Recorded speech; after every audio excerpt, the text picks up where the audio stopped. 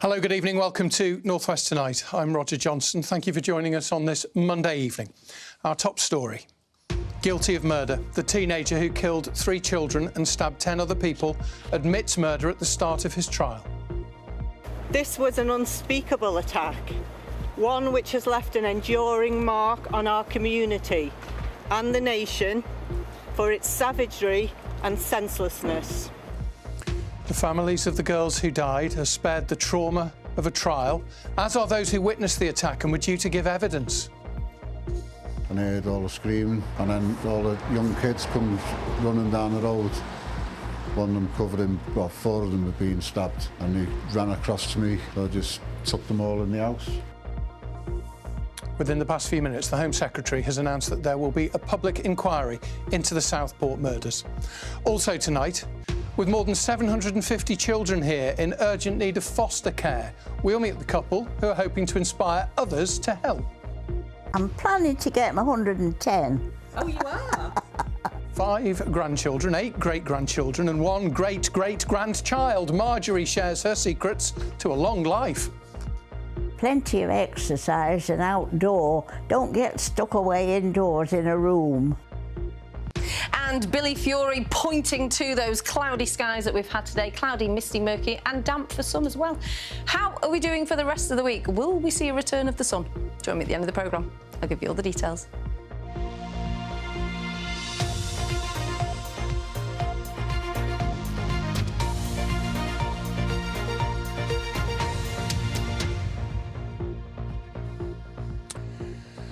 It was a crime which shocked the country, sparked riots, but ultimately brought unimaginable anguish for 3 families in Southport. Today, Axel Rudicabarna, who stabbed BB King, Elsie Stankham and Alice da Silva Aguiar at a summer holiday dance class and killed them, admitted his guilt. Having refused to speak at multiple court appearances since his arrest, he changed his plea on the first day of his trial in Liverpool. He also admitted stabbing 8 other children, 2 adults, making the poison ricin and possessing an Al-Qaeda training manual. It's also emerged that Rudicabarna had been referred to the government's Prevent anti-terror programme. The Prime Minister says serious questions need answers, and the Home Secretary has just announced a public inquiry into the killings. Andy Gill was in court this morning, and Andy joins us now live from there. And Andy, these guilty pleas came out of the blue. Completely out of the blue, Roger, so much so that the families of Rudicabarna's young victims were not in court to hear his guilty pleas. That's because they, like everyone else, thought today would be about selecting a jury and that the trial proper would start tomorrow. When these charges were put to Rudicabarna at the plea hearing here last month, he declined to speak, and not guilty pleas were entered on his behalf. Today, though, there was a delay in proceedings, and when they got underway, his barrister Stan Rice KC asked that those charges be put to him again. Rudicabarna appeared in the dock wearing a surgical mask like people used to wear in the pandemic. He declined to confirm his name and he refused to stand up. But when those charges were put to him again, he replied each time, quietly and muffled by the mask, he replied guilty. He murdered Elsie Stankham, who was 7. He murdered BB King, who was 6. He murdered Alice da Silva Aguiar, who was 9. He attempted to murder 8 other girls aged between 7 and 13. He attempted to murder Leanne Lucas, who organised that dance class, and he attempted to murder Jonathan Hayes, a local businessman who confronted him. He also admitted having a knife in a public place. He admitted producing the poison ricin at his home in Banks in Lancashire, and admitted having a document that might be useful to a terrorist. 16 charges, 16 guilty pleas from Axel Rudicabarna. Shortly after they came in, the Crown Prosecution Service gave this reaction to his guilty pleas. This was an unspeakable attack, one which has left an enduring mark on our community and the nation for its savagery and senselessness. It is clear that this was a young man with a sickening and sustained interest in death and violence. He has shown no signs of remorse. Well, it's nearly 6 months since that attack in Southport by Axel Rudiker-Barner, an attack which was described at the time as an atrocity. Phil McCann now reports on how events unfolded on that day. They were meant to be dancing. Elsie was 7. She loved Taylor Swift. Bibi was 6. She was with her 9-year-old sister, who saw it all happen. And Elise, she was 9, moving, her family said, from being a princess into a pre-teen. This is the last photo they took of her, excited about the start of the summer holidays, waiting to dance to Taylor Swift, outside the class where she'd be killed. Under a blue sky on Hart Street, in the middle of the day, in the middle of Southport, chaos, blue lights and sirens responding to reports of a multiple stabbing. It was like a bomb had gone off. Just, girls' bodies all over the place. The mother that I was just consoling, just the look on her face, because she knew something had happened to a child. It's like, oh my gosh, how do you even comprehend? There's nothing you can do. Also taken to hospital, 8 other children stabbed, injured in the attack. Their identities are protected by law. And 2 adults, Leanne Lucas, the class instructor, and John Hayes, who heard screams and went to help, confronting the knifeman. And this was the 17-year-old knifeman, Axel Rudiker-Barner, shortly beforehand, here at his family home in Banks, just outside Southport. He's wearing a mask and a hood, pacing and waiting for a taxi to take him to Hart Street. Within the hour, he'd attacked his innocent victims, and he was arrested. Forensics officers are still on Hart Street here in Southport this evening. My officers were called to reports of a stabbing. When they arrived, they were shocked to find that multiple people, many of whom were children, had been subjected to a ferocious attack. It was a day that Southport struggled to comprehend as the town tried to turn emotion into support. But there were big unanswered questions. Why, and even who, had done this? Because, in line with procedure, the police didn't name the boy they'd arrested. It led to anger from some the next day when the Prime Minister visited. It led to inaccurate rumours that the attacker was a Muslim, fuelled by some on the far right. And it led to rioting in Southport and across the country. A challenge to the government. When he first appeared in court at the end of that shocking week, Rudiker-Barner was named. People learned he'd grown up locally and starred on the stage and in this Children in Need advert. The charity has since said it had no affiliation with him. Ricin was also found at his home, and he downloaded an Al-Qaeda training manual, a terror offence. But in Southport and elsewhere, people tried to overcome the shock as they awaited Rudiker-Barner's trial. A trial which now won't happen. Another shock for people today in the town. This one act of cowardice has devastated Southport.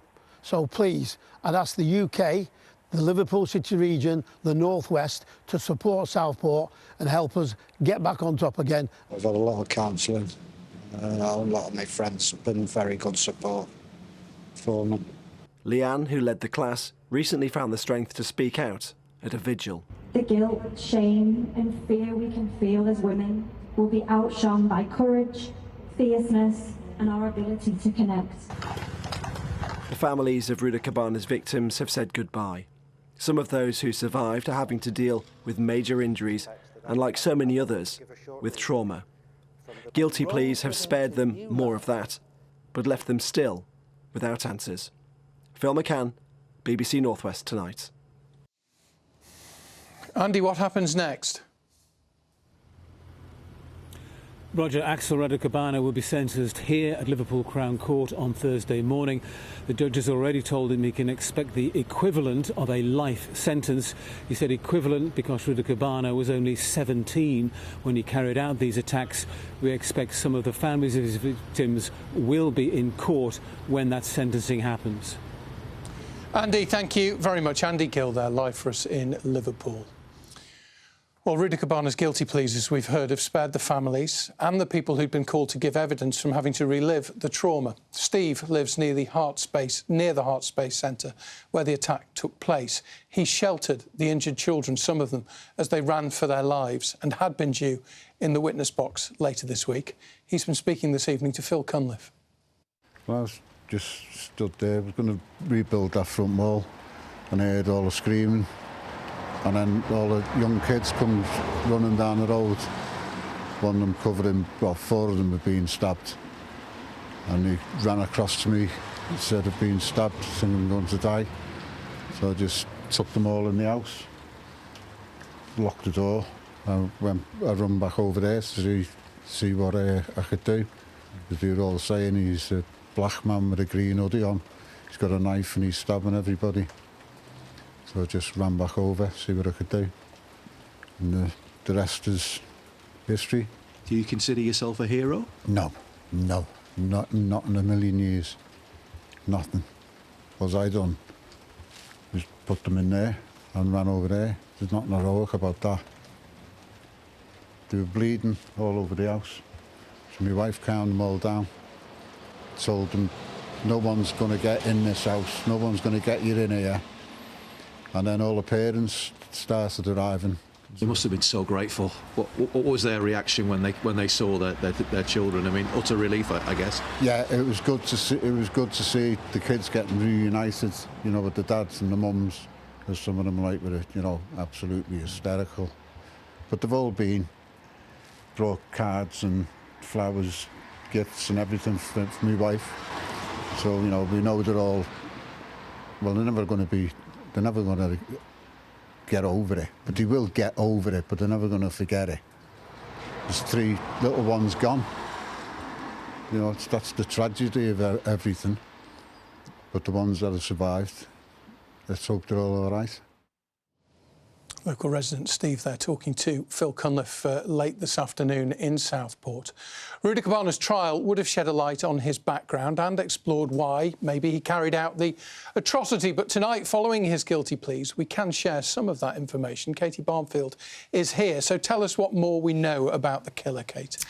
Well, Roger, as you say, we are now, because of these guilty pleas, able to reveal a lot more about Axel Rudy Cabana's background, including the fact that he was actually referred to the PREVENT programme 3 times before he carried out the attacks in Southport. PREVENT is, of course, a government scheme designed to stop terrorist violence, although the attack has never actually been treated as terrorism by the police because of the lack of motive linked to any particular ideology. It seems, in fact, that Rudy Cabana was obsessed with violence in general. Now, these referrals came after he was expelled from Range High School in Formby at the age of 13 because of concerns over him bringing a knife into school. After he was expelled, he actually went back to the school and attacked another pupil with a hockey stick. And the BBC has actually spoken to a father whose daughter witnessed this incident at the school. My daughter had witnessed him chasing a kid with a hockey stick outside a maths class through one of the corridors. And it was apparently well known to her and her friends and to the school that he had a kill list. Well, after this incident, he was found to have been accessing extensive violent material online, including information about genocides, previous terror attacks and even school massacres. We also understand that just a week before he carried out the attack in Southport, he'd actually booked a taxi to take him back to Range High School, although he was stopped from getting into it by his father. Now, as Phil said in his report, there was, of course, rioting across the country after the attack, sparked largely by misinformation about the suspect having been an asylum seeker. In fact, Rudy Cabana was born in Cardiff to a Christian family. There are, though, of course, serious questions being raised about whether more could have been done to stop him carrying out the attack. The Prime Minister, Sir Keir Starmer, said this afternoon Britain will rightly demand answers. And just in the last 10 minutes or so, we've also heard from the Home Secretary, Yvette Cooper, that there will be a public inquiry. She said in a statement, as well as these PREVENT referrals, he also had contact with the police, the courts, the youth justice system, social services and mental health services. Yet between them, those agencies failed to identify the terrible risk and danger to others that he posed. She said she's calling a public inquiry because we need more independent answers on both Prevent and all the other agencies that came into contact with this extremely violent teenager, as well as answers on how he came to be so dangerous. She also added her thoughts are with the entire community in Southport, which has shown such strength and courage in the face of the unspeakable act of violence visited on their town. Katie, thank you. Katie Barnfield. The MP for Southport, for that town, is Patrick Hurley. I spoke to him a little earlier, before the announcement of the public inquiry, but I asked him for his reaction to Rida Kobana's surprise guilty pleas. I was pleased to see a guilty plea being entered this morning. The town as a whole, the community and the families themselves had been all gearing up for quite a gruelling and torturous few weeks and a long-lasting trial. I'm pleased that that's not going to be the case anymore. I'm pleased that the families have been spared that, but I think that our thoughts really should be with the families and with the people who've lost their loved ones, rather than, you know, obviously concentrating on the terrible atrocity and concentrating on the attacker here instead. It'll be 6 months next week since it happened. I wonder, it's your first 6 months as the town's MP. How's it changed Southport? In the immediate aftermath of the attacks on the 29th of July, the town came together as one. That's the Southport I know, that's the Southport that I'm proud to represent, and I know full well that the people of Southport, that's how we would like to be seen as a community more generally, showing strength, showing togetherness, making sure that the families know that their neighbours, their friends, the people who live in the local area are all with them at this difficult time. Rida Kobana was referred 3 times to the Prevent programme to prevent terrorism and radicalisation, and he was deemed not to be a threat. But do questions now need to be asked about whether he could or maybe should have been stopped? There will obviously be some sort of inquest or inquiry into what went wrong. I'm not going to be speculating as to his motives or whether there were elements of state failure under the Prevent scheme, or whether or not he could have been prevented from doing what he did had government agencies or law and order been able to reach him and deal with him in a different way in years gone by. There will be a time for that, and I will be very keen to see what comes out of that. But I think today we shouldn't be looking to speculate at that on that right at this moment. Patrick Hurley, MP for Southport, thanks for talking to us. Thank you. Patrick Hurley there, speaking to me earlier before the announcement of the public inquiry. You can follow what happened in court today in our podcast. You need to go to BBC Sounds and search for In Court. That's the name of it.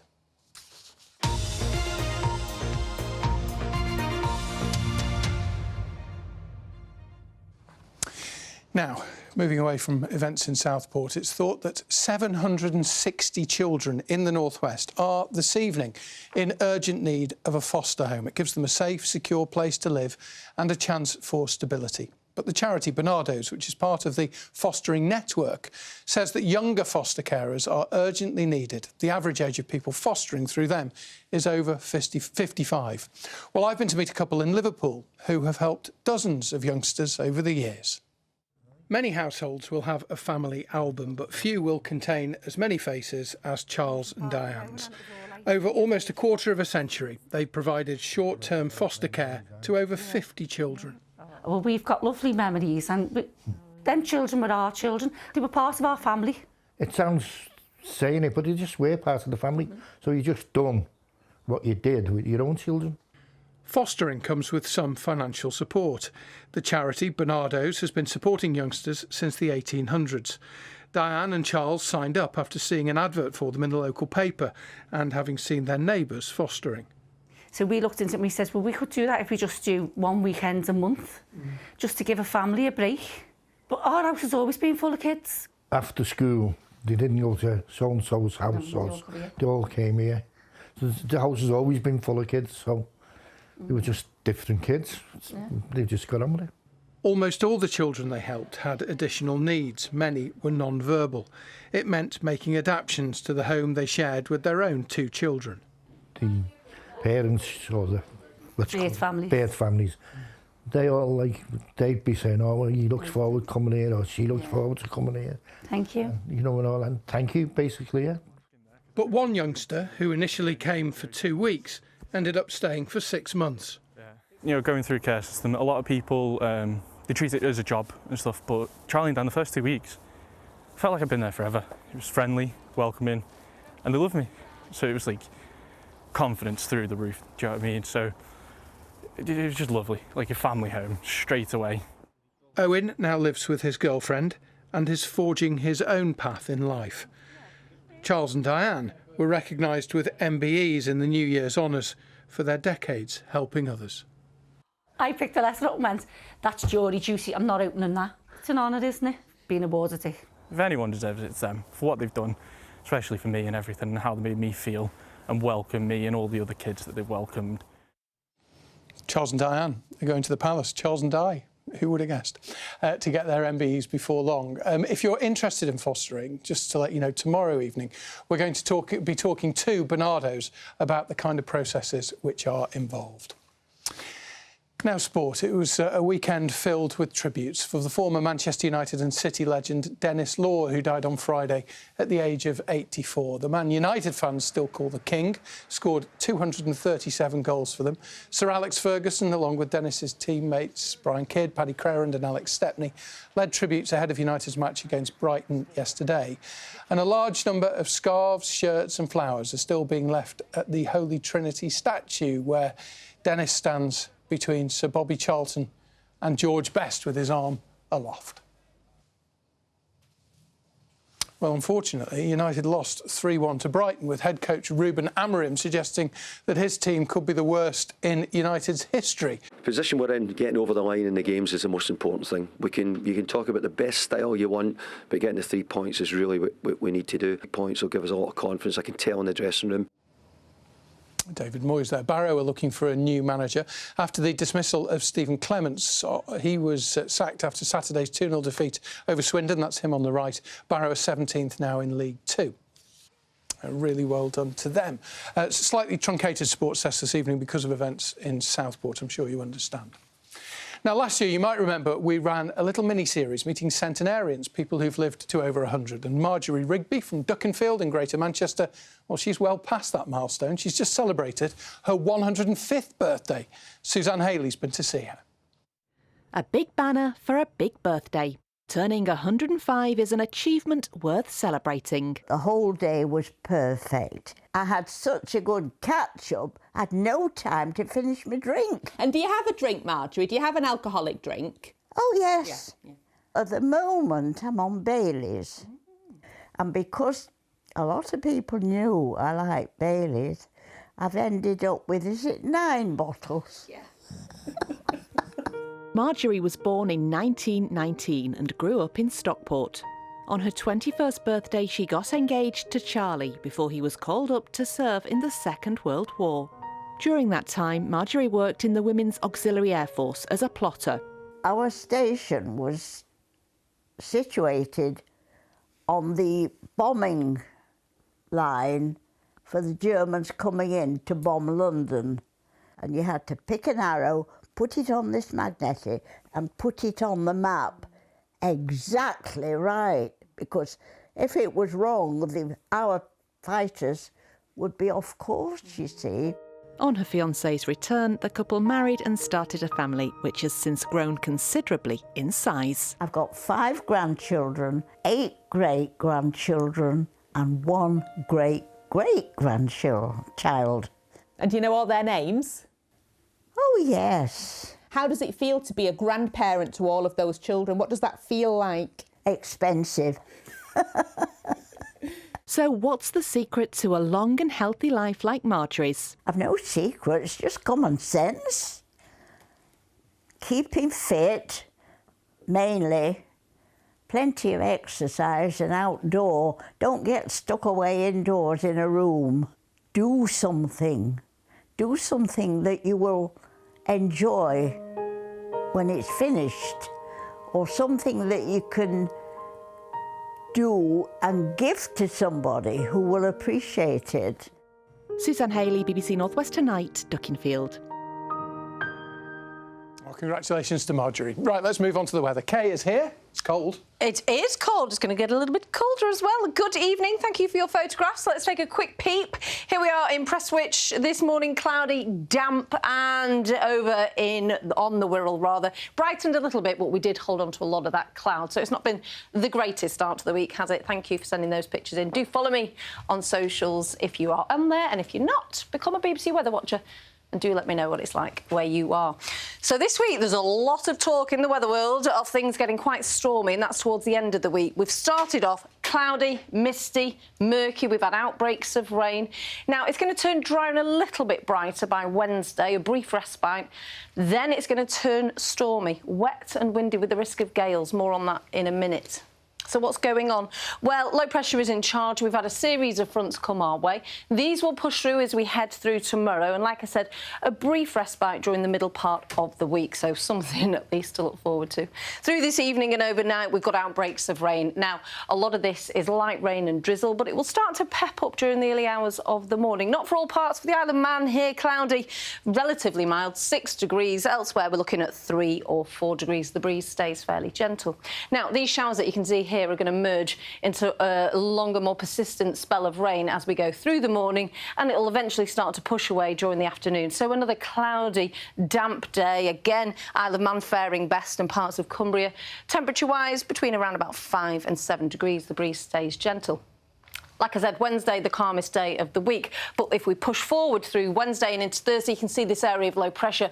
The isobars getting more tightly squeezed. By Friday, another area coming through. And on the leading edge of both those systems, we are looking at the risk of some snow. Now, we're talking about over the hills at the minute for the Pennines and for the Fells. Not to lower levels. It is a good few days away, so it's one to certainly watch. And it's not been named as yet, but we do think Friday's system could well be named. Temperatures are on the rise. But of course, it's not going to feel particularly pleasant given that wet and windy weather. Wednesday, the calmest day of the week. That's your forecast. So Marjorie had 9 bottles of Baileys for her birthday. Yes, Marjorie. How good is that? That's like quite a night in your house. It's just an average Monday. Although you're on the dry January, aren't you? Yeah, I am. Doing well. Bring on Feb first. Have a great evening. Thanks for watching. Take care.